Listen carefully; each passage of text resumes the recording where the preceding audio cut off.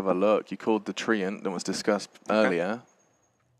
Magnus. They can first pick Clock, though, because they're first pick, so maybe Yeah, they don't have to take it. I don't actually think they're that scared of Nyx. I think maybe second phase. But do they want the clock though? Because they've been... The Clock Shadow Fiend has been like an opener they've not been too worried to do. Okay, there goes the Night Stalker, like Boboka has been playing. So if there's no Night Stalker, he'll probably play the Kunkka. That's his secondary option right now. So what's in the pool? Io? IO, after nerfs, has not really been removed at all in the drafting phase. I think the very first day people were expecting to see much less IO. It seemed like the professionals have no interest in removing it IG from the likes draft. their CM as well though. But yeah, they don't run IO too much. So CM probably something that they look forward to for Q in most of the games that they've been playing. They may look to like build a draft around like a second pick Death Prophet if they can. Deny pick on the Nyx Assassin. Undoubtedly. Yeah. Take it for themselves. It's that those flex pick openers where you can run a hero in multiple roles that are very common nowadays. Targeting YapzOr. The chess match begins. The first pawn moves forward as they take Nyx from YapzOr. Heavily limits mid one's hero pool. Yeah. We saw the main three that he picked was Quap, Invoker, and Storm, and all three of those are pretty terrible versus Nyx. He probably has to play something like a DK TA that's better against Nyx. Yeah. I mean, generally when I talk about a team opening first pick Nyx, then the opponent usually reacts in a way where you're trying to draft 5 heroes that are going to be playing close knit to each other. And when we talk about Secret, they can do that. They have 2 ways of playing the game. Either they split you or they group up and they push down towers. A happy winter. But Bristleback's not very good against Nyx, I tell you that. Because the mana burn is very annoying. Bristleback without mana is like pretty useless in the fights. And Carapace totally owns the hero. Okay, keep our eyes on that. Now just to expand upon this CM and its popularity for the guys at home, Ben, there's a reason this keeps cropping up, right? It's just, I mean, can you elaborate as to why CM is becoming such a recurring trend in the first phase? She's a good position 5 that can actually get a lot of farm, and she strengthens all of your lanes and makes the game a lot quicker. And it makes your cores a lot richer because they can spend that money on non-mana region items. So it gives your net worth like, I don't know, maybe like 4,000 more net worth because you don't have to buy like all these soul rings. Yeah, that's like a good point, though, because I know some players, they tend to be more greedy when they have a CM on their team, like skipping the Aquila, like on certain heroes. It's quite useful, like 800 gold. Speeds up the game. They remove the LC. LC is like a direct counter towards Bristleback. It forces him to face in front, removing the passive coming into play. It's one of the few heroes that Bristleback does not want to play against, apart from Nyx. Only other one is Axe, if they want to go for that, but we don't see him too much. I mean, with Depth Prophet, you probably want like Void, Elder Titan, this kind of heroes. Teamfight, yeah. Yeah, teamfight heroes. Void is something, I would say, like very classic combo with DP.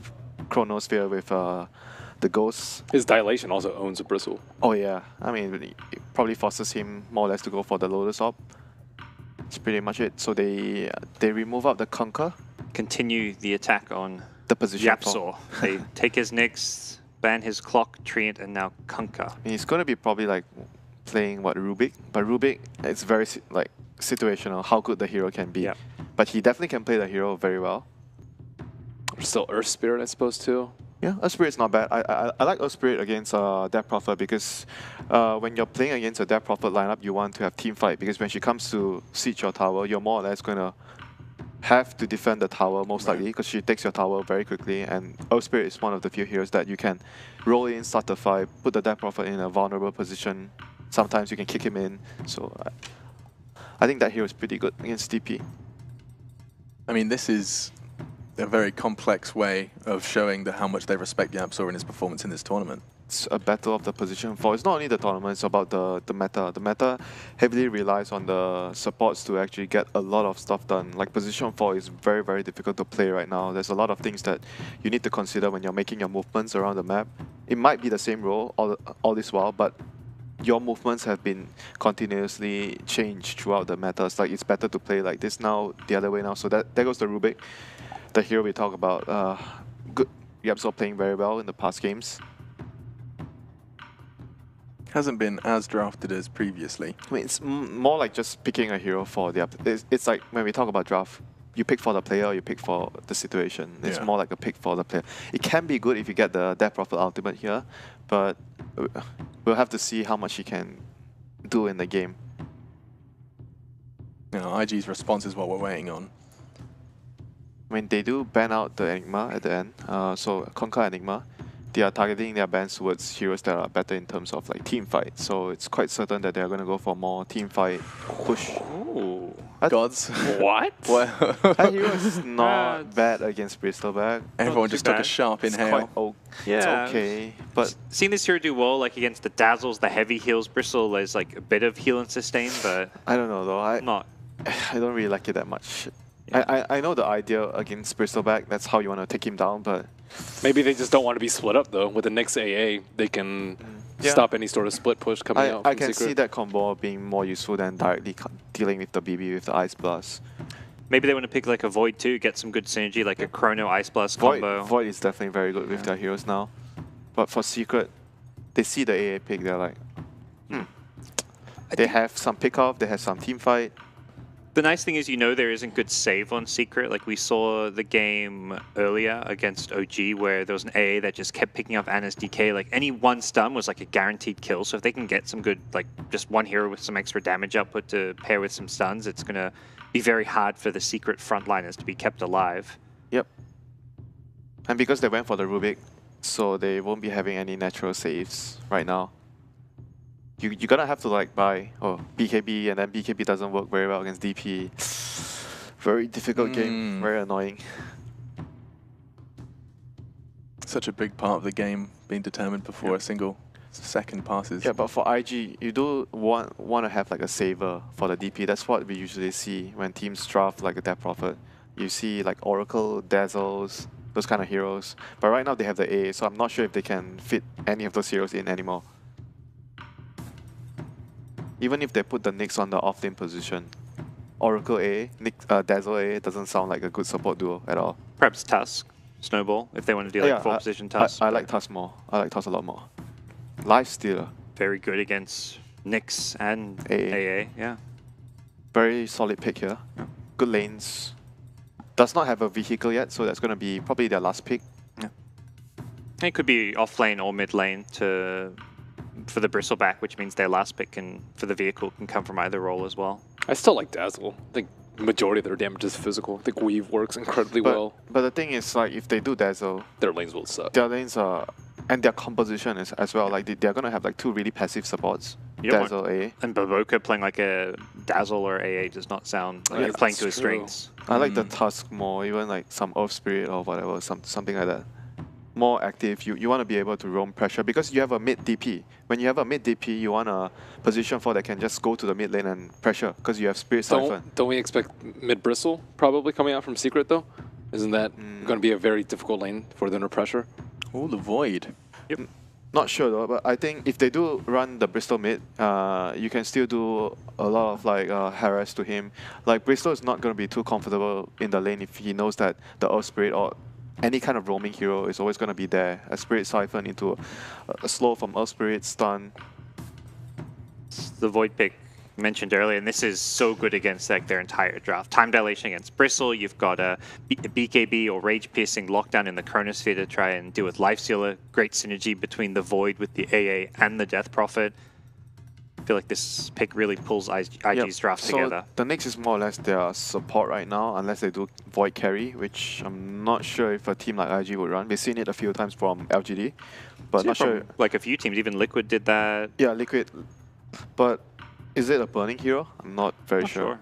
The hero is still I think he 100% plays win it. rate. It's 9-0 faceless Void at this tournament. That's actually insane. Like you see That these is pretty heroes pick like 3 ridiculous. or 4 times with 100% win rate, but that's 9 games of Void by a wide array of teams. It's mostly just carry, right? It's not even an offlane Void.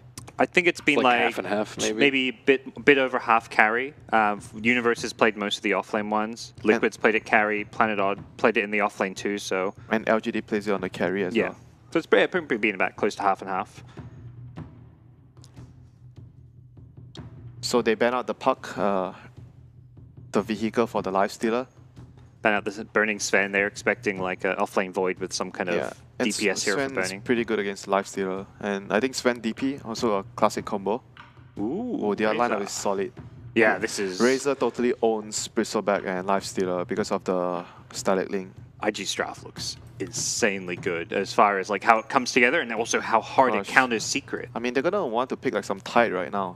Team fight. Tide against... Tide's not good versus Void, though. Do they not need a vehicle still? Like, I feel like to make this Lifestealer work against Chrono, Static Link, What vehicle is there? All of them get owned by Nyx. I think you still have to just pick the Storm or something, even though it gets owned. Like, you have to think, what does your draft need, not what's going to get countered, because... I think they need teamfight offlaner. Yeah. Wow. It's an unexpected one. Everyone falls silent. Everybody okay? Bloodseeker throwing a spanner in the works there? And there was a Miracle Bloodseeker mid at the start of the tournament. I think we're going to be seeing a Bloodseeker mid again. So. But it's very hard to see how they're going to come up with a plan to win the game, though. The Bloodseeker is meant to own his lane or counter a certain hero. I'm not very sure. Yeah. So I'm just going to go with IG here. Going for the IG prediction. Yeah. Ben? I'm going with IG as well. That draft has kind of besotted you all. Yeah, I think IG's draft is perfect for them for a game like this. Well, I think you heard it enough from us here at the analyst desk. This game is underway. Strap yourselves in, because it's going to be a day of Dota. The first game of the first series of our first day of playoffs is about to begin. And I have to introduce now the voices that will be filling the VTB arena. In fact, they are in the center of EPICENTER. It's Toby and Fogged. Thanks a lot. Yes, we'll be trying to compete with the Russians who are here getting very excited about this series. But right now, man, we were both in shock and awe at just how well IG have changed their draft and they seem to have perfectly got Secret's number. I was expecting to see very similar stuff that they've been drafting from the recent days. This is just a completely different changeup. Death Prophet similar, Void similar, but then Nyx Assassin denied picking Yapsori. You saw how heavily they emphasized and focusing. They're like, we can't let this guy do his thing. Yeah, they shut him down in the first two phases. And then it appears like all the lanes have just become absolute chaos. How does Secret salvage this? They come up with a Bloodseeker. What's the point of this as the 5th pick? I think it's pretty good versus the Void. You get him like locked down and everything. Also the chasing kind of mechanic versus the Death Prophet. You want to be able to run in and run around and everything. If you just lock him down, you can kind of avoid that kind of ultimate. But they have a very tough game planned out for them. This raised their last pick into Bristleback Lifestealer, and then they last pick this Bloodseeker too. It's like, it's definitely a bit worrying for Secret. It didn't even seem like Team Secret were going to have a bad time at the start of it. It's like, okay, you open with the Crystal Maiden and that, and then the Ancient Apparition gets stolen from them. Technically as well, the Nyx block-up pick as well. Like, all of these things are just nicely tying together for Invictus Gaming, where they just have this huge advantage over Team Secret. So if Secret win this one, they'll work hard, it'll come through great plays, and that means fantastic Dota. That's all we want. It's going to be a lot up to lanes. This is the one thing that Secret can do, is they can just kind of go crazy in the lanes, and that's when they can be at an advantage. But IG's teamfight is infinitely stronger. Secret really doesn't have a great teamfight at all. They just need to do well in the lanes. I think they're going to set up some type of aggro tri-lane. I believe it's going to be MP left in like a 1v1 kind of scenario versus the Void. And they're going to run aggro just so that the Bloodseeker always has Thirst online. So they can just constantly run at the Death Prophet, because that's kind of an old strategy people did with Bloodseeker.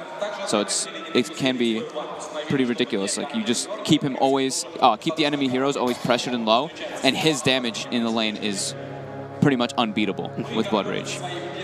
Well, let's get it underway. So Invictus Gaming, they were able, to match up against Team Secret. That's only because of the fellow Chinese team, LFY, who crushed Team Secret with the Faceless Void yesterday and all the extra combinations they were running. So Team Secret need to make this work. So you'll have Yapsor, as well as the Bristleback headed towards the offlane with the Crystal Maidens. They'll try the aggro tri-lane, Lifestealer on the bottom, and then in towards the mid will be the Bloodseeker. So that one-on-one matchup. Not exactly against the hero they thought they were probably against. Will they get this D ward? Oh, they actually get the lift right away. Q, there needs to be a follow-up. Frostbite's going to be there. Q not really that fast. And Team Secret, the damage may just be enough. Bobika tries to create space. Able to do so, but Kezu can still reach him. The Quills get just far enough at max range to reach the Ancient Apparition and give Team Secret's aggro tri-lane first blood. This is like Secret with Rubik in a nutshell. These guys love to do this whenever they have the chance. They see a chance to go for aggro, they're going to do it. And then they realize they got the advantage. You already pushed the Crystal Maiden back down to the secret shop. She's already able to start that farm. I think you should definitely do that, just because you don't want to split tri-lane experience like this. Crystal Maiden, you want your level 2 as fast as possible. He's going to have it soon too, because it's a satyr. It's fun lane for mid one up against OP.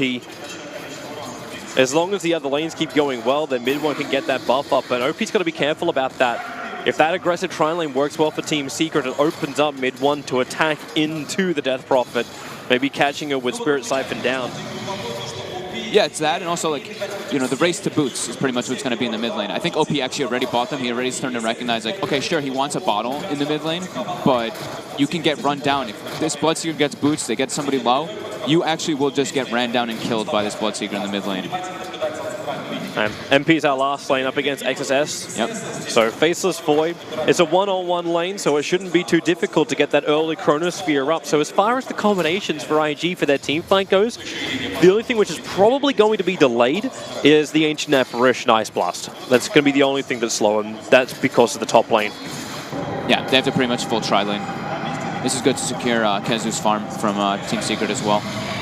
So it's kind of, they're doing like a trade-off, right? It's like, okay, we're going to leave this 1v1, so Void's going to get a bit more in this game, but the Bristleback is, when you pick Bristleback, he's pretty much super important to the entire game plan you have going, so you can't let him have a rough time, and he would have had a very, very miserable time versus AA, Razor, Nyx. Yeah, that's just a horrendous lane for him. But everything's settled down a little bit here for Invictus Gaming, so while Razor's CS isn't the best, burning sing 8-5, you're still getting 13-5, 13-1 on the Void as well as the Death Prophet. So Invictus Gaming, the lanes are probably a hell of a lot better for Team Secret than we were expecting.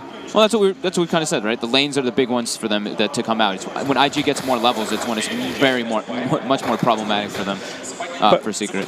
Bubbaker and Puppy just playing around. Top lane is where the issues are, however. Q has to cut through the tree line to get his path back to the safety of the Tier 1 tower. This is the movement up from Team Secret to try and contest the pull of Invictus Gaming.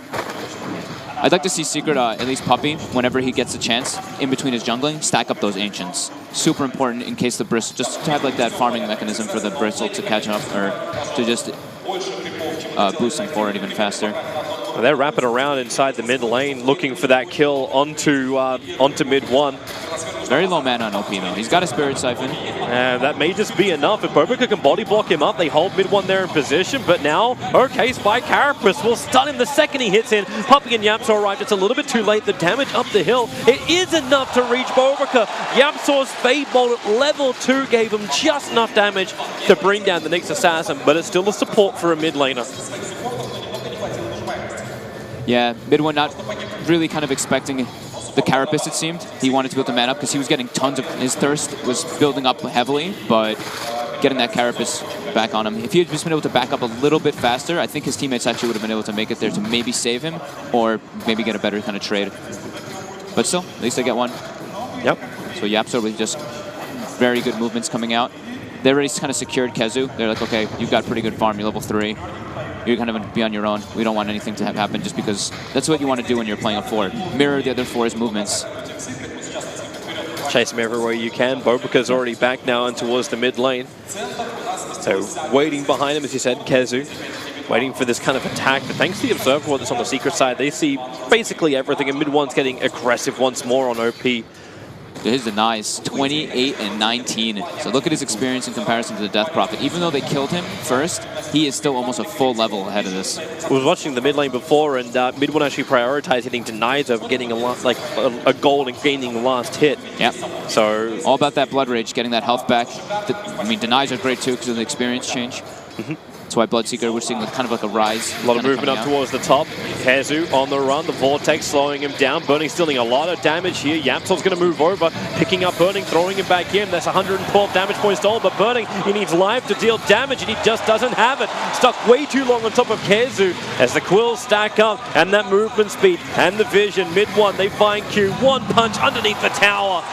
And Team Secret making good work of a draft that seemed really poor for them. The lanes, man. They did the lanes in the way that they wanted. They knew what kind of aggression they wanted to put onto the Razor. Oh, MP, trouble for him, but then again, he's actually, well, he doesn't have Infest up just yet. Bobika going to spy Carapace. MP has to rage and walk away. Secret seems to be doing this a lot of their games. Just they kind of leave MP on his own. They're like, all right, you're going to do fine. You'll be all right, buddy. And then they focus a lot more on Kezu. Like the panel kind of mentioned, Kezu's a lot more farm-dependent offlaner than we see some other players, and that's the style that they like to play with him. So it's good that they play around that. And they're actually pretty much taking this safe going lane to try tower. and defend this. Mid one's already taken the tower. Now he has to run himself away. Rupture is available. Puppy's in the neighborhood. Are they leaving him for dead? No, there's a Frostbite onto the Exorcism up Death Prophet. Mid one has the distance. Kezu, however, doesn't have the mana. So Yapzor, it's up to him. Does he actually cliff him? No, he just throws him back a little bit further. So burning an OP, low on life. Yapzor with the Ice Bolt. You know who's coming in. He's coming in from the top. It's Puppy with the Frost. He can actually let nothing go, but OP Yapzor will bring him down. Mid one will sacrifice his life. You did actually lose the Bristleback in this entire thing. If you lose Yapzor as well, Invictus Gaming, now they're starting to rack up the kills. Kezu back to the world of the living, but it's all a little too late. Mid one underestimating how much damage you really take under Ice Vortex. Spirit Siphon, Ice Vortex. Yeah, lots of damage. Have to back out next time and just play these fights, but that lesson, if you learn it, be okay for the next time around. Yapzor's been having a terrific game. 2-1-2. Yep. Now over on this Rubik. He always manages to find these early arcane boosts, which are going to be great enablers when you already have the Crystal Maiden. We've seen the mana being low on the Bristleback, and up against Nyx Assassin, they're going to need the arcanes. Yeah, I mean, he rushed the Urn this time around, though. He did? I'm not sure if he actually even bought it before. I think he didn't get it before he died, but Urn is super powerful, especially when you're getting kills like this. When you're just running at an enemy team this early, the potential from Urn is massive. And he's already got that 7 minutes in. That's good for him. And he's almost level 6 too, and as we kind of mentioned, Rubik this game has incredible spells to steal. XSS is trying to bait this out slowly now. There's no vision, so Team Secret MP does not know that the rotations come down for both Bobica and Q. Now they'll know as Puppy moves over. He's actually underneath that dire Observer Ward. I think they kind of have a feeling that there were people down there, just because look where Mid one's positioned top. He is literally just running at the lane. Burning's not farming there, so he's like, all right, supports are up to something if they're not pressuring me out of the lane. Still haven't seen any Ancient stacks coming out from Secret is my one criticism coming out, because I do think that they should do that, just because it's great with Bloodseeker, or it's great with Bristleback. You can even Blood Rage him and he gets the close out even faster and brings it down quicker. A lot of different things, but either way, he's just keeping his pressure up on top lane. They just want to keep burning in the lane, keep pressuring that tower. And getting safe lane tower that early is absolutely massive for them. Still can't believe just how much gold they've got on their 3 cores. Like, all 3 of them are on the top 3 net worths on the board. Then you hit the Death Prophet Razor and Faceless Void. But I haven't seen Invictus Gaming yet go for the big attack, and that's probably what we should turn our eyes to, like, as they want to turn the lights off. Chronosphere has not been used yet. Yeah. Nyx Assassin still is not level 6. He's still not looking for the fights. Ice Blast is not up yet. Maybe another reason why Void Chrono hasn't been used. And then you had the Death Prophet Exorcism was used to defend the top tier 1 tower and was ineffective. So really, while things are looking good for Team Secret, I'm wondering if Team Secret will be able to weather the attack that's coming from Invictus Gaming.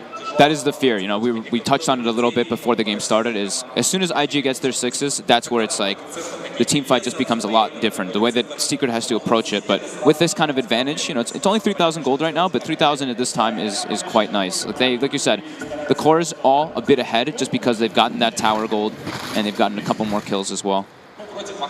Experience as well. Like that's what kind of happens when you're playing with this like Crystal Maiden who just sits in the jungle.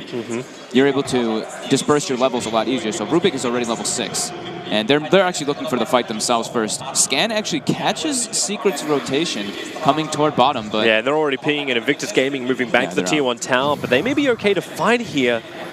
You have Chrono, you have Exorcism.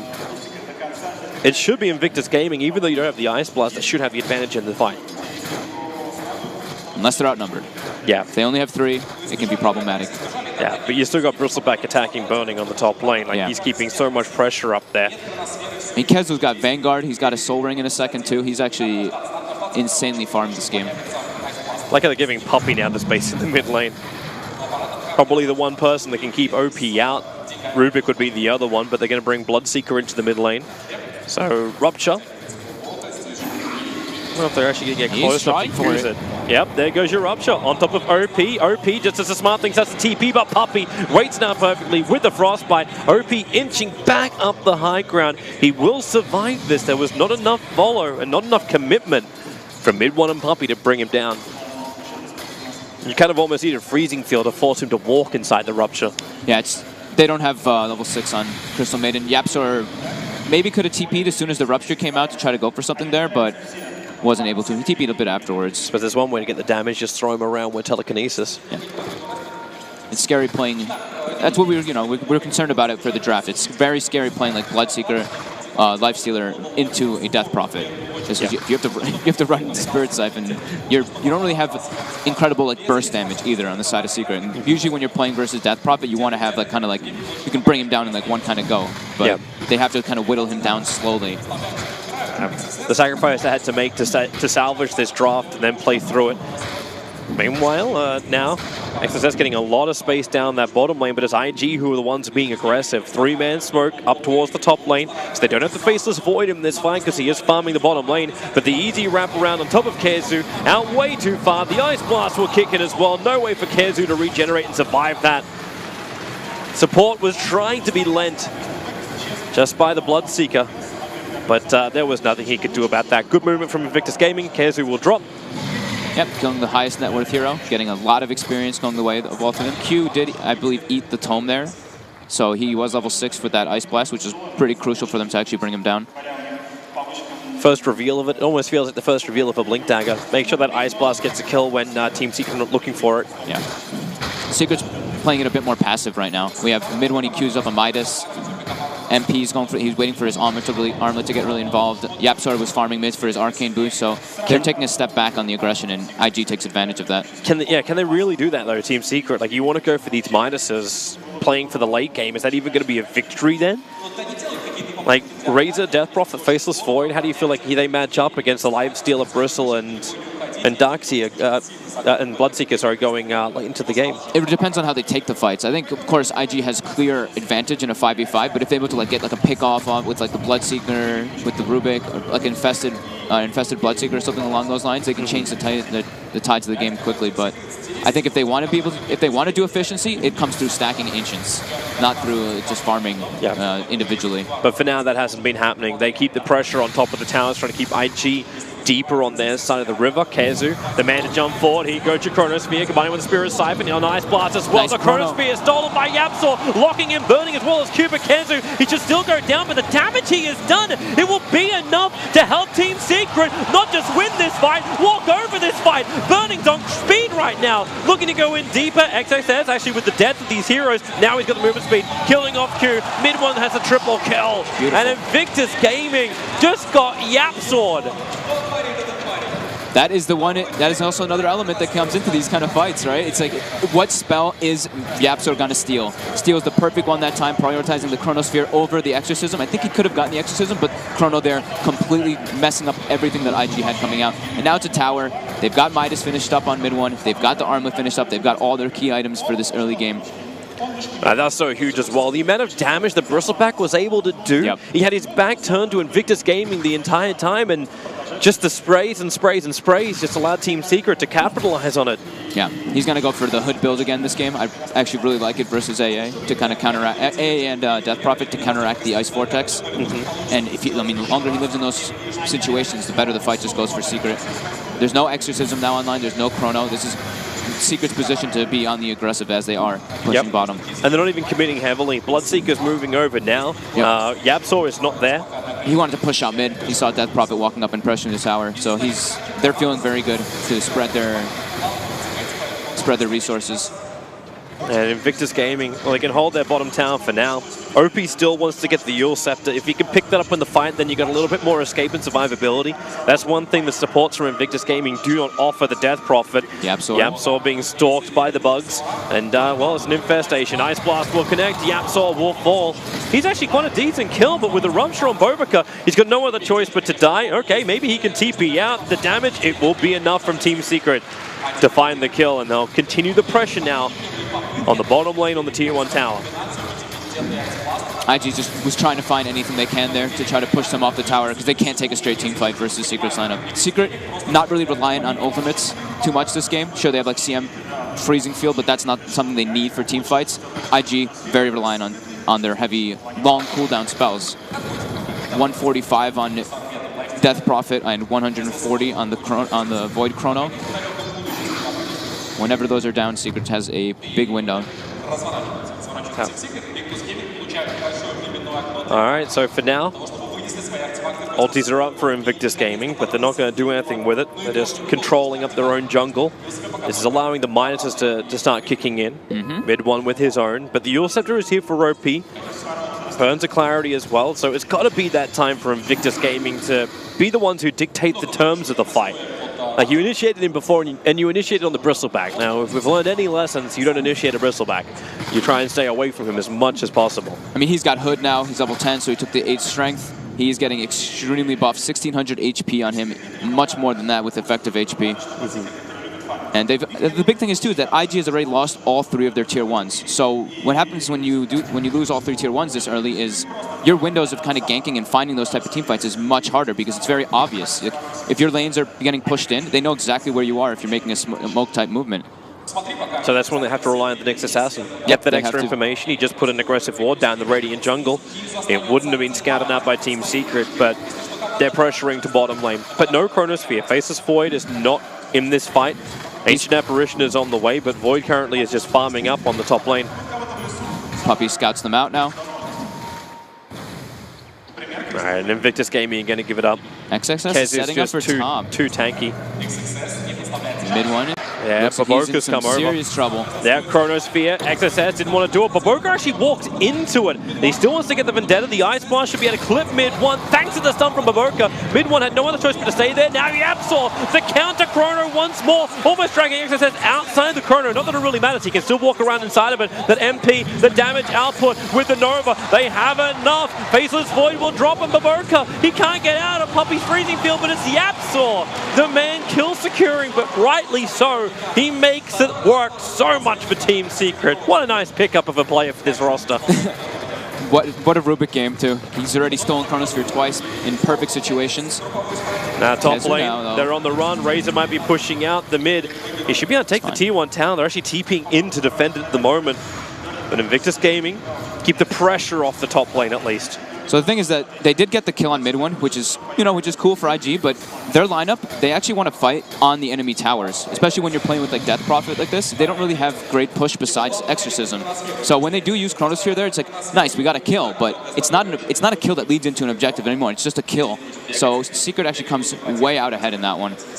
And now Chronosphere is down for another 70 seconds. Sure, they have Death Prophet Ultimate, but Secret is way stronger still at this point. Yeah, and they're going to make the most out of the time. The Nyx Assassin looks like he's wrapping around the back. Right now, we're watching Team Secret. They move to the tier 2 tower on the top lane under the cover of smoke. Baboka broke Yapsor's smoke, and he actually pinged them out, so they know that this aggression was coming toward the top lane. And they just back off. They, like Invictus Gaming, are not going to take this tier 2 tower fight.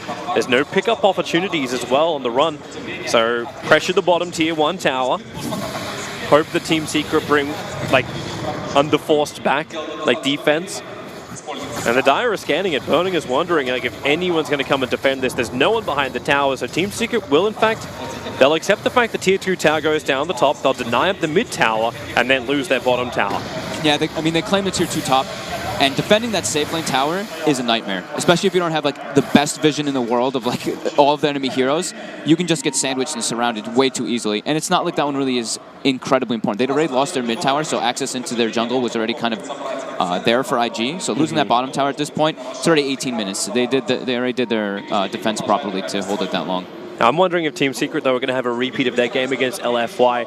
Obviously, the draws were very different yesterday, but LFY's Chronosphere has kind of destroyed Team Secret after that Blink Dagger got purchased, and now it is on the Faceless Void. So positioning should be a hell of a lot better, and maybe able to use Time Walk, blink in Chrono, and then Time Walk off, so the Chronos can stop being stolen by Yapsor. That's one way to do it. Silence up Yapsor. He's the primary target of Invictus Gaming. Meanwhile, the Chrono is out. Kezu and MP caught inside this. OP, they actually isn't doing enough damage. He has to stand where he is. The Eul Scepter up. Thanks to the static link, however, Burning's getting some good damage, but Kezu still the front down the line. The stacks are starting to really accrue, and IG, they can't stay around. There's 4 bristle stacks at mid one. Thanks to people being low, could just charge his way forward. Right now, Team Secret haven't lost anything. In fact, they're the ones pushing forward, looking for the kill onto Burning with Mr. Stolen Exorcism. Yapsor is a god! Thank God for Puppy's Glimmer Cape there. He actually completely saves YapzOr there. YapzOr's able to steal Exorcism, but the sustain on the side of Secret right now is just too much for them to handle. Oh, MP? finally! Can they... Oh my he God. moves just down in time! They got a glimpse of it, though. They have a Sentry Ward there, so they did see where it was going to be detonating for just like a hot second. Oh boy, Team Secret. That was excellent teamwork there by them, though. The way they positioned themselves in the tree line there, it's almost like they knew the wraparound was kind of coming from there, from IG. Not able to get the best chrono. He couldn't get either of the supports in that chrono, so they were able to just thrive during that. The Glimmer Cape pick up by Puppy. I mean, he's so farmed. Like, this Crystal Maiden has Glimmer Cape already with Raindrop. YapzOr as well having that Arcane Drums. It was just like these little things just added up in that team fight. And when you actually commit so hard to kill off a Rubik and you're incapable of doing that, that's more than a warning bell for Invictus Gaming. Mid one, though, they seem to just be preying on Ice Blast is perfect. It's going to connect. Time lock, stuns, and mid one will fall down. He is the second highest net worth on the field. With that death, he will fall below that. Yep. He's going for the Radiance build, so he's going for like the late game build, which is good. That'll be very strong versus the Razor and the Void. YapzOr wants to go again. 38 seconds until he's got the Exorcism off cooldown. Yeah. The concern is that mid one keeps dying, though. Definitely. MP is doing pretty decent on net worth, but he's starting to fall a little bit behind the Razor and the Void. And XXS, looking for the build, since he was put in a 1v1 scenario, sure he's going the Blink, sure he's going the Aghanims, like these kind of utility builds, but his talents say otherwise. We usually see people take the 8 strength, they take the 7 armor. This time around, he takes the 15 attack speed, he takes the 25 damage. So he's recognizing, I need to be a damage dealing core in this game, because we're suffering a bit versus these kind of engagements that Secret's getting. Yeah, look at him just run from Kezu. They don't want to be involved. Solar Crest, Vanguard, Hood. Not too shabby for a Bristleback, and thanks to his Warpath stacks, he just continues to spam out heavy amounts of damage. CM Aura. Or Boboka finds an opportunity on YapzOr, and then you'll see MP and realize this ain't no opportunity unless his opportunity is death. Now, Team Secret, they're moving closer to Roshan. Sentry Ward's preparing for it, and with a double damage rune sitting there fresh. Oh, with Solar Crest, with the level 3 goo as well, and Exorcism, this could be a really good, this could be really fast death of Roshan. I don't think IG is going to be able to get here in time at all. It was also the end of the Soul Exorcism. YapzOr triggers it just a fraction of a second beforehand with a double damage rune. Yeah, Invictus Gaming, they've lost this. Roshan is going to go the way of Team Secret. The Ice Blast, unless it kills Roshan, it also comes too late. Roshan taken by Secret. And Kezu has the Aegis of the Immortal, and yeah, our stage just vibrated. We both looked up like, what was that? Yeah, it's like, wait, is someone doing something on the stage? So Solar Crest finished up for Death Prophet, IG making a smoke movement, trying to play around their vision since they have those aggressive wards put down. And right now, I mean, they're in a big fear of taking this fight versus Secret. They have to look for the back lines if they really want to, because Kezu's no fear whatsoever. Oh, okay. As he should.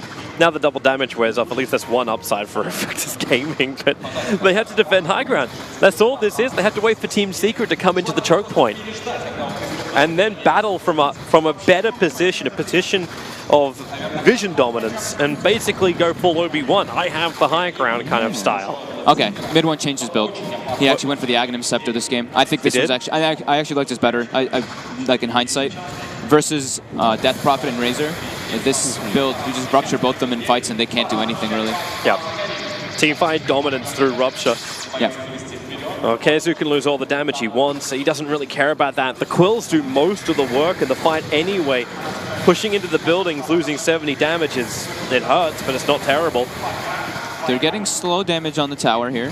Yep. I think they're going to probably respawn to bottom soon, just because they don't really push buildings that great. And there's the double TP, so we should head down south. As Invictus Gaming, they start to run away already, and this is the IG vision. Very aggressive inside the jungle, a little bit more of an, I don't say an unusual position. It's just a little bit further south than the normal dire observer than one of the mid lanes. So they can see Team Secret's defense and movements, or at least inside the jungle. So they'll know when Team Secret back up, so Invictus Gaming can then leave the safety of their home. God, is he actually going to have a 4-staff as well soon, Puppy? Yeah, he's very farmed. YapzOr as well has his Blink Dagger finished up. The two supports are the big net worth difference in comparison to IG. The 6,000. 3K net worth on the Ancient Apparition. Did he even go Hand of Midas in this game? No, he went for team fighting build. All right. And now protection as well. That's a Lotus Orb in his build, yeah. Yeah. Interesting Lotus Orb game. He's just trying to get them to... There's some very good spells you can reflect. The Rupture being probably the most attainable one. Well, Spike Carapace comes off from Baboka. Like he was worried that Kazu saw him. I think we might see a gem getting picked up by Secret pretty soon. After they get these two next big items, the Force Staff is about to be almost finished on Crystal Maiden. Yaps already has that Blink, so now they have an Infest Bomb. They have the Blink Rubik, they have Infested up. They're looking for some type of opportunity here. Trying to find the Void. I love how the Rubik is the carrier. Like Lifesteal normally works with heroes like Puck, the hero that was banned out in the later part of this drafting phase. Now you get the Rubik being your initiator. They've got no one else. It's very true.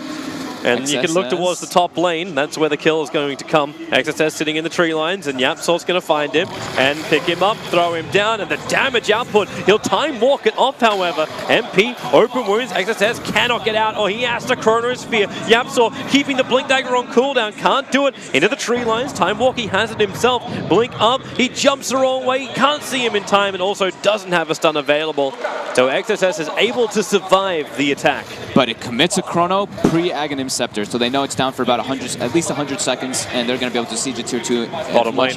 With Support's coming in though. The TP Baboka, it's going to come from the rear. Puppy, thanks to the Observer and Sentry, he just planted down, sees a lot, and Yapsor's able to capitalize on it. Catching out Baboka, Spike Carapace will buy a little bit of time, but then the stun is stolen by Yapsor. That'll basically put him on a spike, and we're having nicks tonight. You see those fast rotations? That's what this patch is all about. Secret, they try to make a move top instead of like sitting there and MP like farms the lane and Yapsor like backs up. No, they TP bottom and they go for pressuring because they still have Aegis. They want to use this advantage as much as they can and just press it.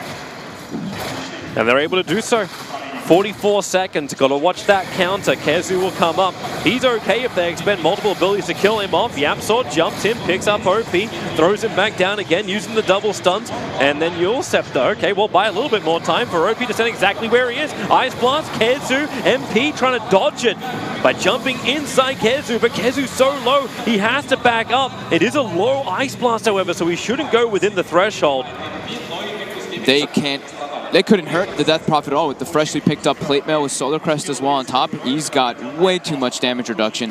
Yapsor also actually whiffed his Impale. He blinked in, tried to Impale, then lift and throw him back. So maybe with that increased disable, they would have been able to get him if the Blood Right ticked on him. But still, you see how tanky this Death Prophet can be with this build, with Spirit Siphon on top of Ice Vortex. Yeah. Team Secret are going to need more to break the high ground. Meanwhile, they actually lost out in a trade. The tier 1 tower on the top lane was taken by Invictus Gaming. So they got space, they got money. And this is a scary prospect for Team Secret. Their lineup is good, but they're losing their powerhouse at the moment. They just have, like we said, they don't have these like heavy bursting heroes. They have this like slow whittle damage. Sure, Lifestealer has Desolator Armlet, but versus Plate Mail, versus Solar Crest, versus all this type of armor, it's tough. So there's so much of Team Secret sitting behind it. Like, you kind of want to take the bounty as well, but he doesn't know if he's in vision. Okay, there's no fight to be had. You know, Baboka is 1-6 this game, but the invisible kind of impact that he's having is actually massive. The wards that he's been putting down, he just Vendettas up, gets a very deep ward, scouting the movements coming out from them, even tanking the gank a few times. I think that's a lot about like Invictus Gaming. Okay, 32 wards actually were being purchased by the Ancient Apparition, so you're even saving him the money. Yeah. Did you see that gem get purchased as well? Yapsor just picked it up. I thought they were going to do this. I thought they were going to do it a couple minutes ago, but now they finally got the gold. Puppy has the Force Staff finished up. Yapsor just got the gold a little bit faster, so as soon as they got it, the gold, they actually did do it. AC, the next item going to be queued up for Kezu. Just high ground sieging. They need some more physical damage to break through that Death Prophet as well. Still stupid that Yapsor is the best initiator that Team Secret have at the moment. like you just got a double damage rune and life steal's like, I'm still going to stay inside of Yapsor. I need my delivery system. Well, I mean, the thing is that he can get kited so hard. Like, getting into the back lines for a Lifestealer this game is so difficult. Like we said, like the Chrono, the static link, there's just so many different things to just like disrupt him from really getting over there. So he needs to go inside of Yapsor. Well, they want the mid push. Unfortunately for Team Secret, Invictus Gaming are pressuring top lane once more. And there's your jump forward. Yapsor goes for Baboka. He doesn't want to let the stun go just yet. Let the time lock go. Baboka caught in the edge of the Chronosphere. Mid one will actually see him now and rip him apart. No way to survive. Faceless Void will get out, but he had to expend his own Chronosphere. Again, Baboka being the sacrificial lamb. YapzOr actually just off the mark with his Impale again. So I think they actually would have gotten XXS that time, but just a bit unfortunate for him. And so Nyx Assassin will fall. Small opportunity while Chronosphere is down. But it is an Aghanim Scepter, so he's a lot happier being liberal with it. You got another 22 seconds now before it's back up again. This is problematic for Team Secret because they're going to get multiply controlled. They're building a lot of like mid game for Secret. Like mid one's died a lot of times, and he's died 5 times, so he's pretty much a full spell damage build at this point. He's got Aghanims, Force Staff. He takes the Blood Right damage instead of the 30 attack speed. So I'm assuming he's going to also take the 14% rupture damage. I think he has to with Aghanim Scepter. I'd be very surprised if he goes to the stats. Yeah. It definitely makes sense. Yeah. Ancient Apparition just picked up a gem of their own. They're worried about Team Secret's vision. They actually just de-watered about a minute ago the best vision the Team Secret had, that high ground ward around the bottom Dire Shrine, which was the Observer and Sentry. They got rid of that. Now Team Secret are pretty blind on the map. In fact, I'm searching for any Observer ward on the mini-map, and I don't see anything. Yeah, no vision right now. They're perched up. They're expecting IG to do some kind of smoke because they don't see any movement, anything shown in the mid lane. Now they see Burning. They're going to see he has a fresh BKB, so he has a lot more survivability on him. Yep. And Death Prophet as well just finished Lotus Orb and level 18, so he is at a very peak timing with that max exorcism. Invictus Gaming, all they had to do was be patient about this. Right now, Team Secret do still have a big gold advantage, sitting at just shy of 8.5k. Baboka having a peek towards Roshan. The big man is coming up right now. The next Rosh is going to be probably the teller of what happens in the rest of this game. It's super important for Secret to get that versus IG's lineup. Especially if teams are expending their buyback in order to have items to fight. You lose that fight, potentially you lose more. As MP, he's actually bringing it out in the courier right now. So he's got the Basher being delivered. Is Baboka going to be able to snipe it? His Vendetta is going to end just before... And he's not able to. He saw it at the last moment. Yeah, without Vendetta, it takes like too many hits to try to bring it down as a Nyx Assassin. It takes probably like 3 almost. This feels like IG are in a bad position, but unless if they smoke and come around the back of Team Secret, this could work for them. Team Secret put down the Observer Ward, which is just trying to get a little bit more vision. It's up on the ramp outside the base of Invictus Gaming on top lane. Full AC now for Bristle. Boy. So Rosh has now been spotted by both teams. Yep. The Razor Illusion will do one, yep, so we'll do the other. Even Fest out. They bring it down super fast on the side of Secret. With this Desolator, with Solar Crest, with the Sulker, so they have so much minus armor on Invictus Gaming, however, have to commit the big ultimate. They have to commit Exorcism to kill off Roshan, so they blast the field. Roshan is not being done. Puppey knows that they're there. He actually pinged them out specifically. He probably told Kezu, park yourself in the front line, sir. Oh, they found Baboka. YapzOr, he brings the vision. They'll trigger the drum charge, the greatest item in the game, as they move towards Baboka. Damn, that damage! It wasn't just even quills, it's the physical damage that Kenzu's pumping out. XSS jumps himself in, looking for a good chrono target. He doesn't have it. OP has to stand his ground. Yulsap anything to dodge the damage. It's the rupture that's not allowing the Death Prophet to be maneuverable during the fight. And yeah, with Exorcism inside YapzOr, they look to go even closer towards the engagement. They may even just do Roshan with that. Yeah, they know that. I mean, they know OP used his Exorcism since YapzOr stole it. Yep, so there's no damage. There's no damage. They can't fight. Yep, they're going to be able to get this Rosh. It was meant to be IG who had the superior team fight. But right now, everything which is great about that team fight is either being stolen by the Rubik or deleted by the intense physical damage that just gives the advantage, the one man down. Yeah, Secret keeps getting the exact positioning that they want for the team fights. They seem to always know where IG's positioning is, and they're just like, okay, Kezu, park yourself in the front here. Okay, we get a pick off there, and then the fight gets so split up. That was the first usage of the BKB as well from Burning, and he wasn't able to get anybody from it because it was just Kezu. And Kezu doesn't really care if there's a Razor beating on him. Yep. And Kezu will push in. He has the, well, Lifestealer has the cheese, I mean the Aegis. Kezu is the man with the cheese, and he needs it for the mana. Keza went for the right-click build as well. He didn't take the lifesteal, he's just going for the attack speed, since he is like the one of the big physical damage-dealing cores in this game. Well, without him, they don't bring down the buildings. Yep. Very hard for MP to try to be that frontliner. Back to efficiency. God, they're really going to try and kite it out. Like, I don't know if that's meant to be a heart coming on the Death Prophet or it's meant to be something like a Rod of Atos. There are 3 melee heroes. How do you stop them from killing you? Atos doesn't use Vitality Booster anymore. No, it doesn't. Crap. It's hard then. It's okay. No, it's going to be hard. He had it queued up earlier, and then he picked up the booster just to have that extra little HP burst rather than saving for the Reaver. I'm old school, bro. It's okay. Boboka's almost finished up his Yule Scepter. Just needs a little bit more space to do it. Boboka scouting them out. He sees where a couple of Secret members are, puts down the same ward that got a lot of vision of Secret earlier, and he TPs out again. It's such a dangerous thing to do, however. Team Secret, like Yamsok could be there at any point with the Gem of Truth sight. Yapsor now, level 18. He's got his max steal. Exorcism is ready to go. Yeah, he's still got the level 3 Exorcism to push this lane. This is actually a huge opportunity for them here to go for the Siege. Aegis Cheese Exorcism. If they see somebody there to get a Blink Initiation, this could be absolutely huge for Secret here. I'll see who they find. OP is the one who's probably the most exposed of all next to the tower. He has Q nearby, but they're pressuring the mid lane as well.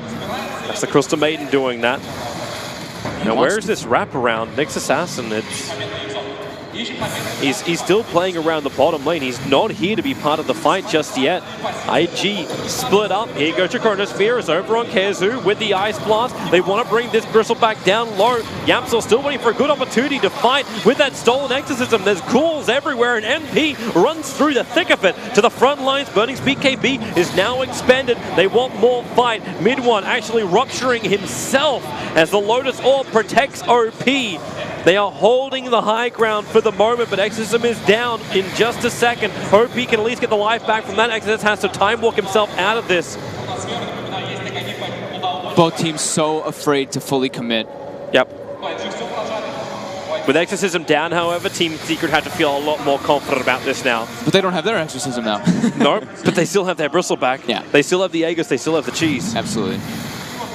Yapsor tried to steal the Chrono there too. He actually used Exorcism, blinked in, right on the outside of the Chrono. He tried to steal, but he got time dilation. It did help a bit though, slowing down some of IG's aggression.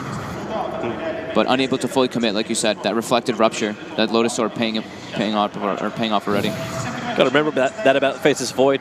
Just because with the game yesterday with Kezu, he was always stealing Time Walker, he was stealing Chronosphere. I don't think once he actually got stuck with Time Dilation. And I say stuck, it's still a fantastic ability. Yeah, it's still a good spell. I mean, of course, he wants the Chrono because they need that extra lockdown. They really only have Rubik Lift and a CM Frostbite for their actual kind of like chase and catch.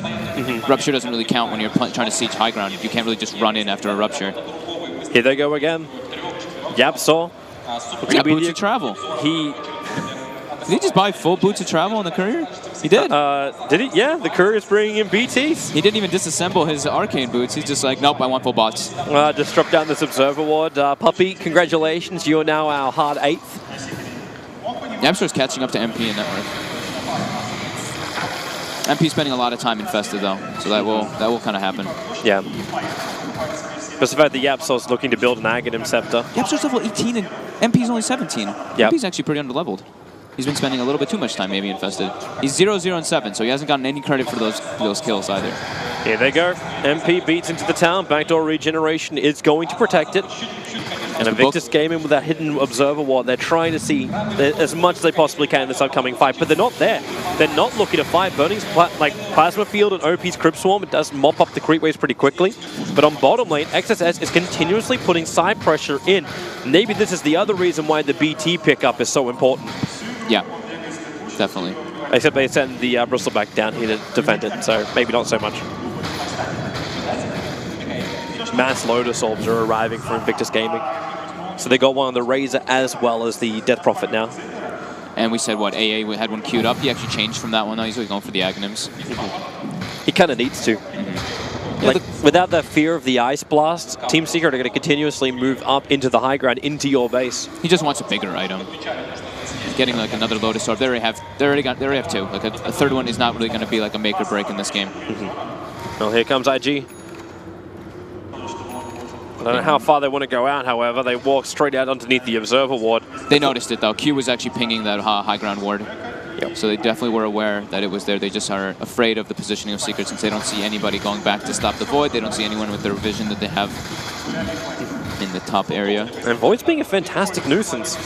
As long as he keeps his pressure on, there's always a chance that you get a better trade-off. And even if Team Secret do win the fight, they get one lane of racks, they'll need to wipe Invictus Gaming out and make sure they don't have buybacks in order to take more than that. But we hit the action time. 40-minute mark begins, so the double runes start spawning up. We saw what happened last time these double runes came out, especially with the Death Prophet in the game. There's arcane runes aplenty, DDs aplenty as well. The team with the map control, though, is the ones who claim that, and it's Secret who does have the full map control right now, so they're going to be the ones who can take advantage of the runes. And I wonder if they're going to pick up a bottle as well. We have seen, like we mentioned in that last time IG was playing versus Planet Odd, they had a bottle, and it was extremely value at this point in the game. Yeah. But for now, he needs to, well, someone else may. Would you ask one of your already poor supports to buy you a bottle so you can finish your Octarine? Well, IG doesn't. They don't have the map control against those runes just yet. So maybe once, if they're able to like assert their dominance, assert like a fight that they can actually push out into, then maybe. But not just yet. Yeah. Well, at least IG have the confidence to move as a unit. It's almost a perfect line going down through their jungle. The Boka will have to move out to scout out. He's not finding anyone for the moment. Kazu now, full Abyssal Blade. He's got Lotus Orb queued up too. So that's actually a little bit of extra form of lockdown, and his damage it's starting to add up. As long as he keeps his warpath going, as long as they have like the Desolator applied, they actually have pretty good damage to bring down Death Prophet. Man, I don't know if Yamsaw is scared or if like he fade-balled at the bottom lane and then just TP'd straight up to the top to join the rest of his team. Or if he went up there just to make sure they're ready for the fight. They're just expecting fights. They don't really see IG coming out of their base too much. They don't have any information on the map. Roche is also coming up. Can be spawning pretty soon, so you don't want to get picked off like before Roche spawns. It can be pretty game losing. But they still have to watch it. You talked about like the team's not wanting to commit to the engagements. If you have an Aegis the Immortal, you'll feel like you've got enough where you potentially can take more risks. And that kind of confidence could definitely pay off to bite you in the butt. Like if Team Secret lose a push going up into high ground, Invictus Gaming gets straight back in this match. Yeah, they're still tier 2 up in the mid lane, but yeah, bottom lane is open for Oh, that's really lucky if they scout this out. That Roshan spawn timer is so quick. It's back, yep. Yep. They should probably walk in and see it, or Puppy could Nova. Yeah, he's nearby. But Burning is starting his pressure down the mid lane here with OP. Might take their attention for a little bit longer. Secret's ready for a fight. They deliver a smoke out. Infest comes out onto Yapzor. Burning scouts Roshan, so Invictus Gaming are aware he's alive, and thanks to Roshan walking outside the pit, the Observer Ward of Team Secret can scout it as well. So both teams now know where the next fight is. It's Roshan. Octarine finished up on Death Prophet. Okay, so Smoke, 5-man from Invictus Gaming, Team Secret. They're looking to come up through the north. Now the Observer Wards are there for Invictus Gaming. They know exactly where they are. Like, Yapzor literally just pinged right on top of IG. They know the fight's there. Kezu's leading the way. We're right in the middle of him. Just starts his run in. Baboka's going to miss his stun. Now he can set up with Eruptions. MP, the Chronosphere from Exodus, that doesn't hit anything. The Ice Blast, however, that will be a lot more effective. Kezu, 4-staffed away. He can't take any more damage from Burning. He does go critical. Puppy, holding the Life Stealer inside of him, will turn this Yapzor stun that's creating a little bit more space so Puppy can walk out of this one with a Blood Right. It's not enough damage. Burning in the tree lines. Puppy starts his ultimate. It won't kill off Burning. 3 heroes down for Team Secret. This is not what they wanted to have happen. This is exactly what IG needed. A fight outside the base with Roshan available. But can they do it? They've burned Exorcism. They're not going for it. They're going to let it go. Literally, he hit nobody with the Chrono, but their team fight is just a bit too overwhelming still on the side of IG. Kezu, I believe, actually used the cheese as well while he was still under the AA blast. It was like the last tick of the AA blast, and he got hit once by Razor. He tried to turn around and cheese and go onto Burning, but yep, still being affected by that AA blast, unable to cheese through it. A huge moment for Invictus Gaming. They are going to go inside of Roshan. If they get a buyback out from Team Secret, this may be worth it, but Team Secret, their Observer Ward still watched Invictus Gaming go inside the pit. Maybe not the greatest vision because it is nighttime, Roshan dropping low. Lifesteal's up in 2 seconds. Mid dying one. slow. He's trying to actually get a little bit of vision. They're going to pop out, but Roshan's so low. Invictus Gaming, they've done this much work. They have to commit. Bristle's up in 8 seconds time, but what are you committing to? Are you trying to take this fight? Puppy doesn't have his freezing field. You've got the bite, but again, this blood circle drawn down the ruptures on Baboka. He has to stand his ground. Roshan's coming out, and Puppy with just a little bit of a frost. Baboka's losing a lot of life. You're going to frost each other. You'll scepter up. Puppy, that bait, it holds Baboka in position, allows mid one to find the kill, and now Kezu is going to finish the job. Invictus Gaming, if they put him on a silver platter, Burning wants to go into this fight. BKB out, the Chronosphere is down, the Ice Blast as well, it hits on Kezu, the Quill Spray is slowly killing off Roshan, that's actually what gets it, but the Roshan, Aegis is snatched down, so you'll have an extra one, or will you? Puppy, Freezing Field is down, OP needs to fight, the silence will cancel, and Exit says he's still here, ready to go, one hit, he jumps away from Puppy, no Frost Blast, Yaps on the Urn Charge, it'll take him down, 1 second till Time Walk, he should be able to survive, there's your leap forward. Aegis Immortal is salvaged for XXS. He got the cheese too. He got both. He got both of them? He got both. This rupture control though from mid one is causing absolute headaches for Invictus Gaming. But if they can kill him off right now, remove our team fight recap, and we'll see mid one stuck on a hill. The Ice Blast is flying in, but he's already dead. OP will take the streak. And that streak is worth 543 gold. The money should start rolling the way of Invictus Gaming now.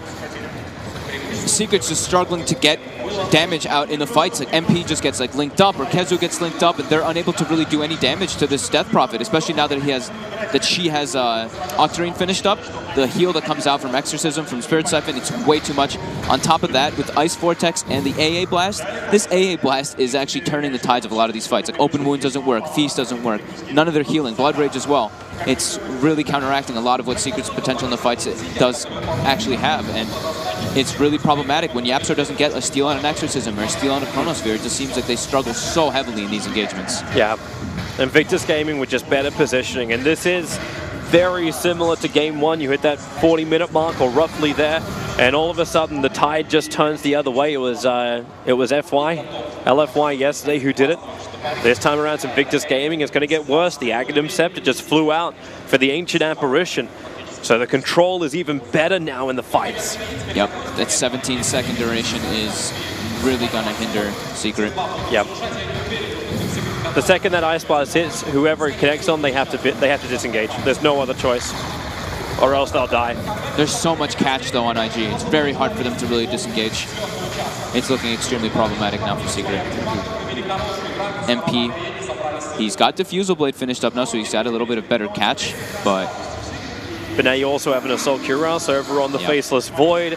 That Heart for OP is not too far off either. He's got the Reaver sitting in his backpack. I wonder if he even just, like, do you sell the cheese and take the heart? No, never sell cheese. It's worth good money, man. Not enough. Maybe if it was worth, like, triple. Maybe. Still gonna do the same thing there. The heart, the only thing you gain extra is the mana. Damn it, Toby. Don't sell cheese, guys. Don't listen to this guy. Venomance jungle is a good thing, right? Yeah. Let's go for all the triggers. All right, so Team Secret, what do they do now? Like, they've lost control of this game. The gold is almost back to 0. How do they get in? Like, they've tried time and time again, and they've failed multiple times. How do you play around this Invictus Gaming team fight and 5-man ball? I mean, if they can somehow get the Void, but the problem is, he's got an Aegis now, he's super tanky, Lincoln Sphere, AC, he's pretty much unkillable by them. I saw that MP did have an Orchid queued up for himself, but like we said, he doubled back for a Diffusal Blade, so they don't have that kind of like instant silence. They only have like one disable pretty much on the side of Secret to do that, so it's pretty impossible for them actually just to take a straight-up team fight. They have to get like some kind of pick-off before it happens, because even Kezu being in the front lines, they can focus fire him very easily now. Yep. The amount of damage that comes out from Death Prophet from AA is just way too much. That's why he's looking for more immunity, going in for the BKB choice. Yeah. So this will be a 10-second BKB for the fight. The upside of picking it up close to the 50-minute mark. Long duration in late game fights. Death Prophet, level 25. Heart finished. Nice Agative Scepter for the Rubik. I'm not exactly certain what he steals, which gets buffed up by this, but having a lower cooldown time definitely will help. Yeah, the cooldown thing is the big one. I mean, if you can get like AA Blast, that would be amazing, but that's like the most impossible spell to actually get to steal. He's always on the back line. It's just too far away. Backline, he's just got spammable Ice Vortex. He has so many spells that he can use like instantly to not let his get stolen. But yeah, the frequency of spell stealing it could be quite nice. If he can get an Exorcism and then he can steal like a Chronosphere, that's such a hard thing to do. They can actually win fights though. It's like Yapsor, if you want to carry this entire game by yourself, that's what you can do. He's gotten it a couple times. He has. He has. But IG are being a lot better about it now. And Faceless Void with the Lincoln Sphere, you still have to break that Lincoln's in order to get any kind of steal. Yeah. Aegis timing out. Yep. So they've managed to dodge that at least, Team Secret. Yeah, but the big problem is the net worth and experience. It is completely where swung did down. the cheese go from OP? It's on burning. It's on burning? Yeah, nice try, Toby. He did not sell it. He does have the hard finish, though. I saw the hard kick finish shortly after we discussed it. I'm like, could it happen? Yeah. Oh.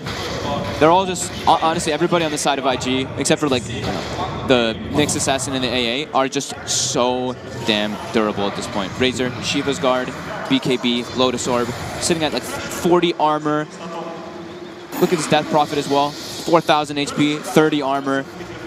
Void, not even going to say it because he's pretty much unkillable too. 32 armor, Lincoln Sphere, AC. It's I don't even know how you meant to so push into the base as well. Like, Crypt Swarm itself is able just to mop up every single creep wave that comes close. Yep. So Team Secret can't keep their creeps alive to enter the base. The only way they win this game is by killing off everyone in Invictus Gaming. Yeah, they need to kill, they need to somehow get the backline. If they can get the AA and the Nyx, or even to somehow kill this Void instantly, then they can try to have a proper team fight, but it's still very difficult with You're going to have to get the perfect positioning, and they can't even keep vision on the map, so getting this positioning, okay, hello, OP caught out of position, Lotus Orb, they're going to stun each other up with the Abyssal Blades, extra supports coming in from Invictus Gaming, however, OP, will he survive? MP and Kenzu, they want him down, they've got him with the Chronosphere, will catch the 2 cores, here comes your Ice Blast, connects on MP, Poppy, letting the ulti go, Yapsor in through the rear, he doesn't get enough, he only saw Vortex, now he steals Spy Carapace, and he kind of space, Yapsor, can you create it? Battling under the Shrine, Kenzu was able to survive a little bit longer as the Ice Blast, it'll wear off in a second, he needs just that little bit more time, and Yapsor has brought it for him, now the Blood Ride's down, Baboka, he will pop, Invictus Gaming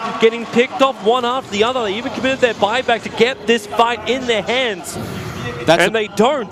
Perfect opportunity there. They see him segregated from the rest of his team, and with that Diffusal Blade being picked up on the Lifestealer, he's able to instantly purge off the Yules. He gets dropped down and he gets killed. The pickup from the Diffusal on MP was actually super value right there.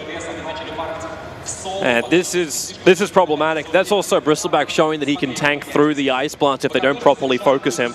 Yeah, well, they don't have Exorcism going. That's their big damage dealer still in these fights. But the more armor you build up, the more life you start to build up over on Kezu. Yeah. Like, is it actually still worth him having the hood or switching that out into something else later on? Like, can you get more value out of another, like, just stats-wise, out of any other item than just finishing a full pipe? Oh, XSS, since he has ruptured up, throw him down. Puppy wants to come and join the engagement and Faceless Void's got nowhere to go. He can't time walk off this damage. Time walk's even stolen by Yapsor, so he'll keep up with it. And that's the reason why. Time walk your way into Oblivion. They're getting picked off super heavily right there. Like, XSS was farming the enemy jungle alone, completely by himself. Yep. Being able to just get his Lincolns broken by the steel, then he gets frostbitten, then he gets silenced up by Bloodright. He was in a very bizarre position there. Whoop. Calais. As the brain lag seems to have extended from the Faceless Void into the game. Yeah. But it's one of those things, man. You've played this game for now 53 minutes. You've got quite a loud crowd here. A lot of pressure. The lights are flashing everywhere as well. You've got to keep your focus up. And Invictus Gaming, maybe this is a good time for them to think about the reset. Yeah. You've got really great high ground defense. This is where Team Secret can come undone. But you'll be committing another buyback. You already used one for the Death Prophet. You'll have to use it for the Faceless Void here, unless they can just nuke the creep waves down. And that's what Burning and OP are looking to do. Plasma Field not going out yet. The Static Link stealing the damage away from MP. They will burn Fortification. They don't want to use the secondary buyback. Those 2 deaths are so critical, though. That pretty much puts Secret into another I position think to they even have be to okay go in this back. game. That bottom lane, it looks pretty heavy. I don't think it's enough to kill off the tower straight away, but it's going to be enough where Team Secret wonder if they get the better trade. Kezu's going to come in. The Spirit Siphon, he's dropping down low. MP moves forward, attacking to OP, burning in a bad position. Kezu threw it right there, but the Ice Blast, it chills up Kezu. They have to return, but Yapsor, he actually stole the Ice Blast, and he hits Invictus Gaming. The cause with it down. OP's got nowhere to go. Buyback from Faces Point will finally come out. OP, the cheese will give him life. Kezu, he's still low. Here's your Chronosphere from XSS. This is the fight now from Invictus Gaming. Nowhere to run. Kezu will fall on down. He's trying to outrun the Exorcism, but it will not work. Bloodseeker, the sole survivor.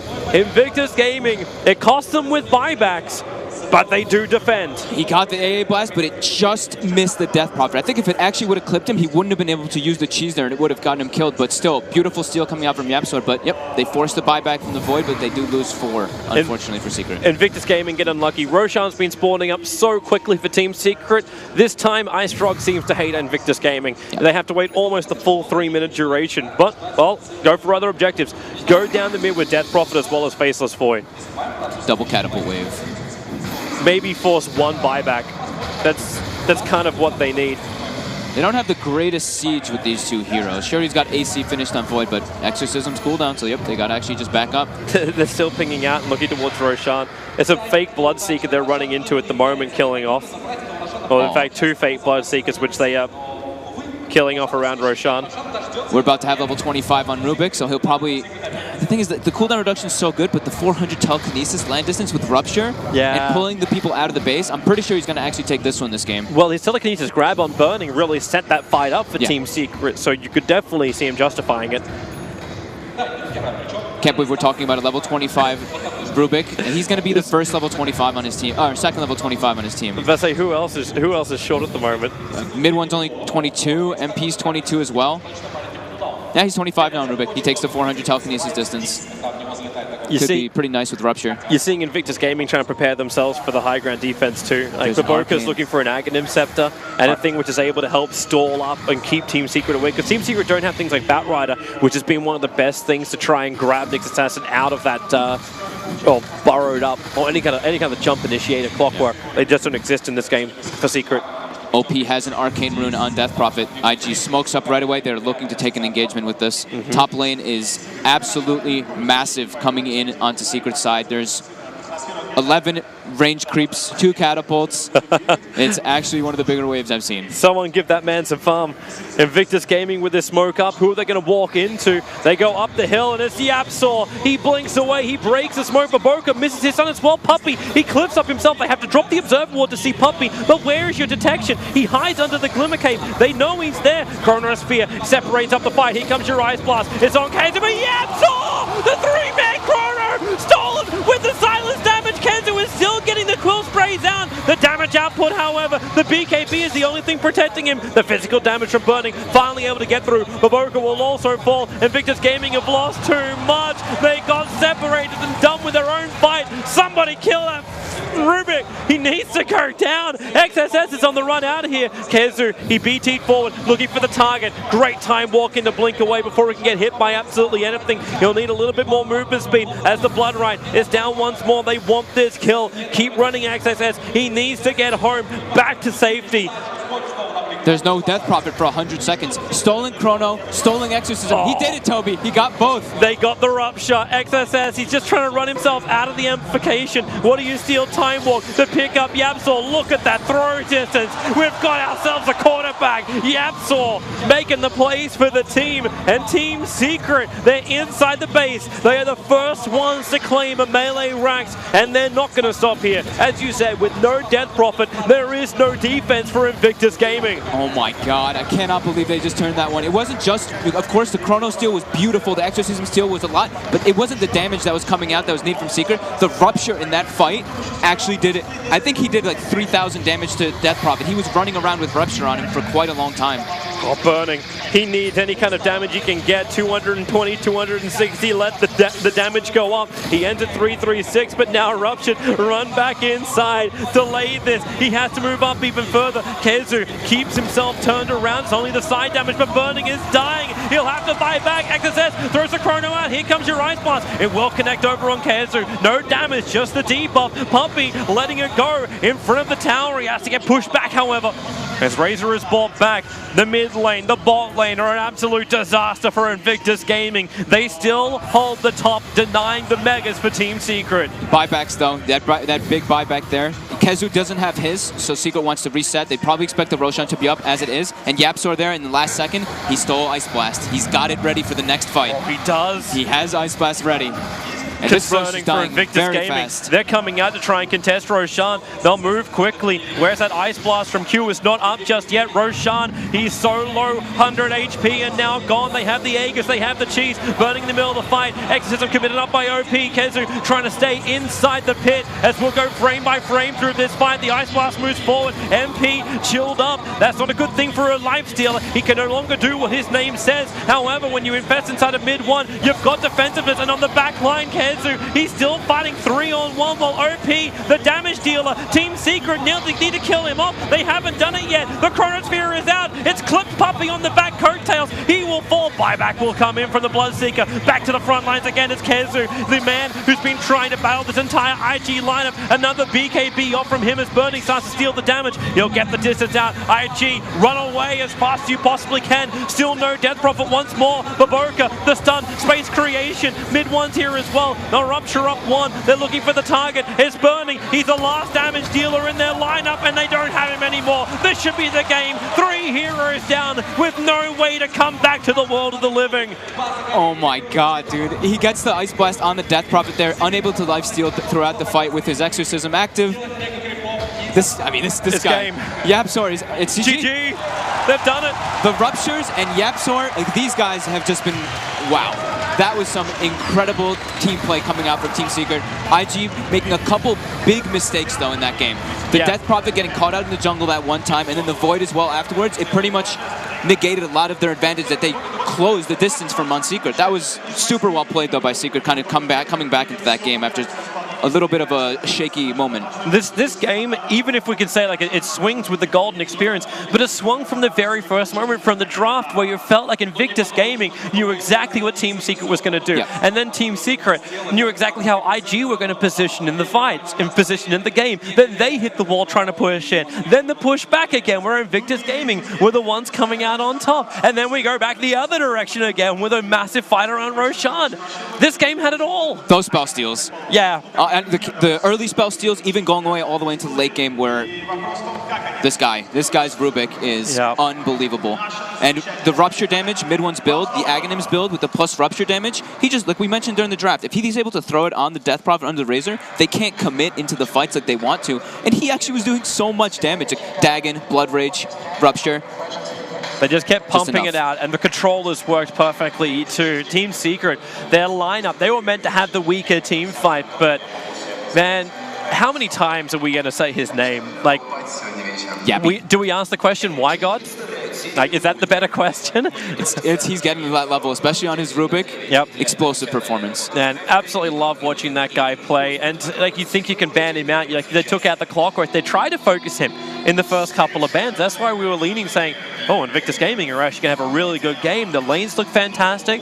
Yapsor's control probably not going to be as great, even though his Rubik is a famous hero for him.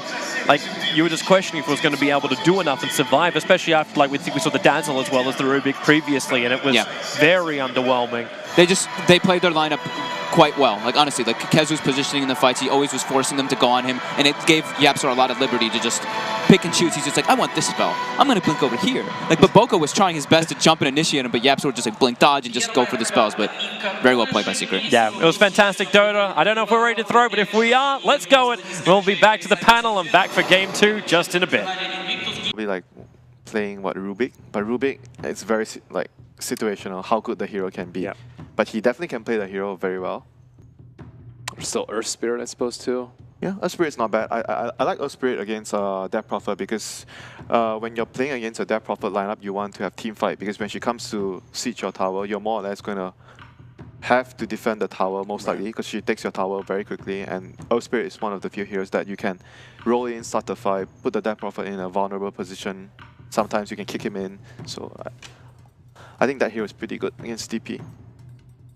I mean, this is a very complex way of showing how much they respect YapzOr and his performance in this tournament. It's a battle of the position 4. It's not only the tournament, it's about the meta. The meta heavily relies on the supports to actually get a lot of stuff done. Like position 4 is very, very difficult to play right now. There's a lot of things that you need to consider when you're making your movements around the map. It might be the same role all this while, but your movements have been continuously changed throughout the metas. Like it's better to play like this now, the other way now. So there goes the Rubik, the hero we talk about. Good, YapzOr playing very well in the past games. Hasn't been as drafted as previously. I mean, it's more like just picking a hero for the... It's like when we talk about draft, you pick for the player or you pick for the situation. It's more like a pick for the player. It can be good if you get the Death Prophet ultimate here, but we'll have to see how much he can do in the game. You know, IG's response is what we're waiting on. I mean, they do ban out the Enigma at the end, so Conquer Enigma. They are targeting their bans towards heroes that are better in terms of like team fight. So it's quite certain that they're going to go for more team fight push. Ooh. Gods. What? That hero is not bad against Bristleback. Everyone just took a sharp inhale. It's okay, but Seen this hero do well, like against the Dazzles, the heavy heals. Bristle is like a bit of heal and sustain, but I don't know though. I don't really like it that much. Yeah. I know the idea against Bristleback, that's how you want to take him down, but Maybe they just don't want to be split up though. With the Nyx AA, they can stop any sort of split push coming out from I can Secret. see that combo being more useful than directly dealing with the BB with the Ice Blast. maybe they want to pick like a Void too, get some good synergy, like a Chrono Ice Blast combo. Void is definitely very good with their heroes now. But for Secret, they see the AA pick, they're like, They have some pick off, they have some team fight. The nice thing is, you know, there isn't good save on Secret. Like we saw the game earlier against OG where there was an AA that just kept picking up Anna's DK. Like any one stun was like a guaranteed kill. So if they can get some good, like just one hero with some extra damage output to pair with some stuns, it's going to be very hard for the Secret frontliners to be kept alive. Yep. And because they went for the Rubik, so they won't be having any natural saves right now. You're gonna have to like buy BKB, and then BKB doesn't work very well against DP. Very difficult game, very annoying. Such a big part of the game being determined before a single second passes. Yeah, but for IG, you do want to have like a saver for the DP. That's what we usually see when teams draft like a Death Prophet. You see like Oracle, Dazzles, those kind of heroes. But right now they have the A, so I'm not sure if they can fit any of those heroes in anymore. Even if they put the Nyx on the off-lane position, Oracle A, Dazzle A doesn't sound like a good support duo at all. Perhaps Tusk, Snowball, if they want to do like full position Tusk. I like Tusk more. I like Tusk a lot more. Lifestealer. Very good against Nyx and A. Have a look. You called the Treant that was discussed earlier. Magnus. They can first pick Clock though because they're first pick, so maybe they don't have to take it. I don't actually think they're that scared of Nyx. I think maybe second phase. But do they want the Clock though? Because they've been... the Clock Shadow Fiend has been like an opener they've not been too worried to do. Okay, there goes the Night Stalker, like Boboka has been playing. So if there's no Night Stalker, he'll probably play the Kunkka. That's his secondary option right now. So what's in the pool? IO? IO, after nerfs, has not really been removed at all in the drafting phase. I think the very first day people were expecting to see much less IO. It seemed like the professionals have no interest in removing it IG from the likes draft. their CM as well though. But yeah, they don't run IO too much, so CM probably something that they look forward to for Q in most of the games that they've been playing. They may look to like build a draft around like a second pick Death Prophet if they can. Deny pick on the Nyx Assassin. Undoubtedly. Yeah. Take it for themselves. It's that those flex pick openers where you can run a hero in multiple roles that are very common nowadays. Targeting YapzOr. The chess match begins. The first pawn moves forward as they take Nyx from YapzOr. heavily limits mid one's hero pool. Yeah. We saw the main three that he picked was Quap, Invoker, and Storm, and all three of those are pretty terrible versus Nyx. He probably has to play something like a DK TA that's better against Nyx. I mean, generally when I talk about a team opening first pick Nyx, then the opponent usually reacts in a way where you're trying to draft 5 heroes that are going to be playing close knit to each other. And when we talk about Secret, they can do that. They have 2 ways of playing the game. Either they split you or they group up and they push down towers. Happy winter. But Bristleback's not very good against Nyx, I tell you that. Because the mana burn is very annoying. Bristleback without mana is like pretty useless in the fights. And Carapace totally owns the hero. Okay, keep our eyes on that. Now just to expand upon this CM and its popularity for the guys at home, Ben, there's a reason this keeps cropping up, right? It's just, I mean, can you elaborate as to why CM is becoming such a recurring trend in the first phase? She's a good position 5 that can actually get a lot of farm, and she strengthens all of your lanes and makes the game a lot quicker. And it makes your cores a lot richer because they can spend that money on non-mana region items. So it gives your net worth, like, I don't know, maybe like 4,000 more net worth because you don't have to buy like all these soul rings. Yeah, that's like a good point, you know, because I know some players, they tend to be more greedy when they have a CM on their team, like skipping the Aquila, like on certain heroes. It's quite useful, like 800 gold. Speeds up the game. They remove the LC. LC is like a direct counter towards Bristleback. It forces him to face in front, removing the passive coming into play. It's one of the few heroes that Bristleback does not want to play against, apart from Nyx. Only other one is Axe, if they want to go for that, but we don't see him too much. I mean, with Depth Prophet, you probably want like Void, Elder Titan, this kind of heroes. Teamfight, yeah. Yeah, teamfight heroes. Void is something, I would say, like very classic combo with DP. Chronosphere with the Ghosts. His Dilation also owns a Bristle. Oh yeah, I mean, it probably forces him more or less to go for the Lotus Orb. That's pretty much it. So they remove out the Conquer. Continue the attack on The position. Yapsaw. They take his Nyx, ban his Clock, Treant, and now Conquer. I mean, it's going to be probably... As long as the other lanes keep going well, then mid one can get that buff up, but OP's got to be careful about that. If that aggressive tri-lane works well for Team Secret, it opens up mid one to attack into the Death Prophet, maybe catching her with Spirit Siphon down. Yeah, it's that, and also, like, you know, the race to boots is pretty much what's going to be in the mid lane. I think OP actually already bought them. He already started to recognize, like, okay, sure, he wants a bottle in the mid lane, but you can get run down. If this Bloodseeker gets boots, they get somebody low, you actually will just get ran down and killed by this Bloodseeker in the mid lane. MP's our last lane up against XSS. Yep. So Faceless Void is a one-on-one lane, so it shouldn't be too difficult to get that early Chronosphere up. So as far as the combinations for IG for their team fight goes, the only thing which is probably going to be delayed is the Ancient Apparition Ice Blast. That's going to be the only thing that's slow, and that's because of the top lane. Yeah, they have to pretty much full tri-lane. This is good to secure Kazu's farm from Team Secret as well.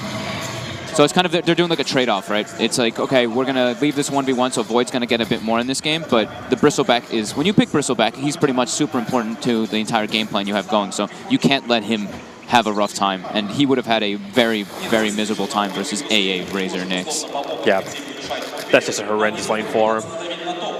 But everything's settled down a little bit here for Invictus Gaming, so while Razor's CS isn't the best, burning thing 8-5, you're still getting 13-5, 13-1 on the Void as well as the Death Prophet. So Invictus Gaming, the lanes are probably a hell of a lot better for Team Secret than we were expecting.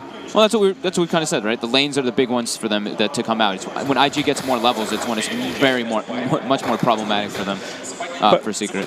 Bubbaker and Puppy just playing around. Top lane is where the issues are, however. Q has to cut through the tree line to get his path back to the safety of the Tier 1 tower. This is the movement up from Team Secret to try and contest the pull of Invictus Gaming.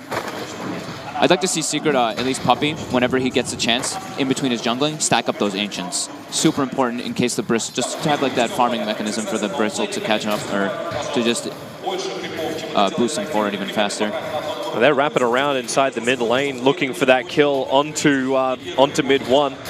Very low mana on OP though. He's got a Spirit Siphon. And that may just be enough. If Bobica can body block him up, they hold mid one there in position. But now, okay, Spy Carapace will stun him the second he hits in. Puppy and Yapsaw arrived. It's a little bit too late. The damage up the hill, it is enough to reach Bobica. Yapsaw's Fade Bolt at level 2 gave him just enough damage to bring down the next assassin, but it's still a support for a mid laner. Yeah, mid one not really kind of expecting the Carapace, it seemed. He wanted to build the man up because he was getting tons of... His thirst was building up heavily, but getting that Carapace back on him. If he had just been able to back up a little bit faster, I think his teammates actually would have been able to make it there to maybe save him or maybe get a better kind of trade. But still, at least they get one. Yep. So Yapsaw with just very good movements coming out. They already kind of secured Kezu. They're like, okay, you've got pretty good farm. You're level 3. You're kind of going to be on your own. We don't want anything to happen just because that's what you want to do when you're playing a 4. Mirror the other 4's movements. Chase him everywhere you can. Bobica's already back now and towards the mid lane. So waiting behind him, as you said, Kezu. Waiting for this kind of attack. But thanks to the Observer that's on the secret side, they see basically everything. And mid one's getting aggressive once more on OP. His denies 28 and 19. So look at his experience in comparison to the Death Prophet. Even though they killed him first, he is still almost a full level ahead of this. I was watching the mid lane before, and mid one actually prioritized hitting denies over getting a lot like this. Well, I think you heard it enough from us here at the analyst desk. This game is underway. Strap yourselves in, because it's going to be a day of Dota. The first game of the first series of our first day of playoffs is about to begin. And I have to introduce now the voices that will be filling the VTB arena. In fact, they are in the center of EPICENTER. It's Toby and Fogged. Thanks a lot. Yes, we'll be trying to compete with the Russians who are here getting very excited about this series. But right now, man, we were both in shock and awe at just how well IG have changed their draft and seem to have perfectly got Secret's number. I was expecting to see very similar stuff that they've been drafting from the recent days. This is just a completely different change-up. Death Prophet similar, Void similar, but then Nyx Assassin, Deny picking at Yapsaw. You saw how heavily they emphasized and focusing, and they're like, we can't let this guy do his thing. Yeah, they shut him down in the first 2 phases. And then it appears like all the lanes have just become absolute chaos. How does Secret salvage this? Did they come up with the Bloodseeker? What's the point of this as the 5th pick?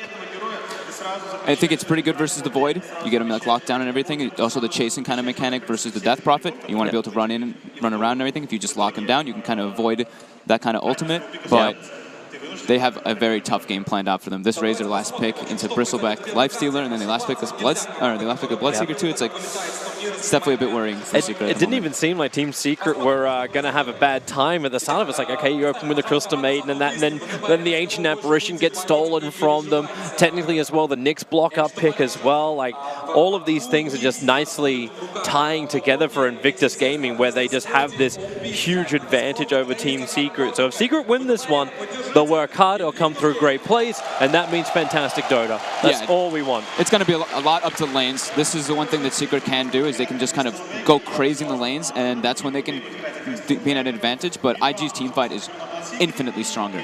Secret really doesn't have a great team fight at all. They just need to do well in the lanes. I think they're going to set up some type of aggro tri-lane. I believe it's going to be MP left in like a 1v1 kind of scenario versus the Void. And they're going to run an aggro just so that the Bloodseeker always has Thirst online. So they can just constantly run at the Death Prophet. Because that's kind of an old strategy people did with Bloodseeker.